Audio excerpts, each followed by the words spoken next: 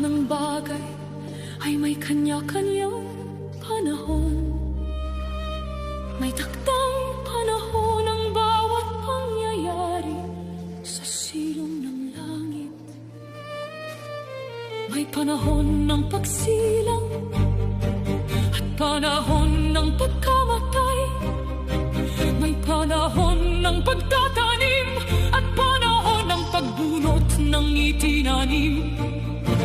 May panahon ng pagpatay at panahon ng pagpapagaling.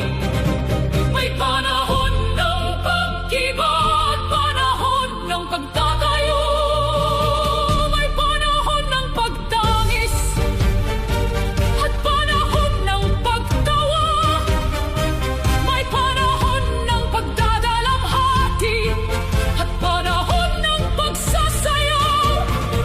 May panahon ng paghahagis ng mga bato at panahon ng pagtitipon ng mga bato. May panahon ng pagyakap at panahon ng pag-iwas sa pagyakap. May panahon ng paghahanap at panahon ng pagkawala. May panahon ng pag-iingat at panahon ng pagtatapon. May panahon ng pag-punit at panahon ng pananahim. May panahon ng katahimikan at panahon ng pagsasalita. May panahon ng pag-ibig at panahon ng pagkapuot. May panahon ng digmaan at panahon ng kapayapaan. Ano ang mapapala ng manggagawa sa kanyang pagpapagal?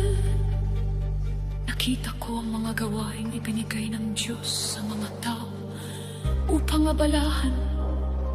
Ginawa niyang maganda ang lahat ng bagay sa kanyang taktang panahon.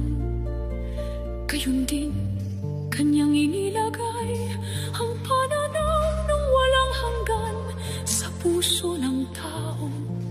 Ngunit hindi niya matalos ang gawa ng Diyos mula simula hanggang wakas.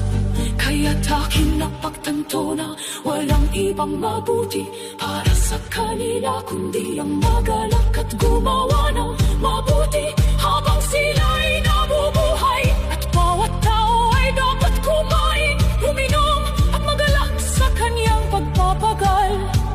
Ito'y kaloob ng Diyos sa tao. Akin napagtanto na ang anumang gawain ng Diyos ay mananatili magpakailanman. Walang may daragdag o maaalis dito. Ginawa ito ng Diyos upang ang mga tao ay may takot sa Kanya. Ang kasalukuyan ay dati nang nangyari. Ang hinaharap ay nangyari na rin noon. At hinahanap ng Diyos ang nakalipas. Nakita ko rin sa ilalim ng araw na sa tako ng katarungan ay may kasamaan. At sa tako ng katuwiran ay may kasamaan pa rin.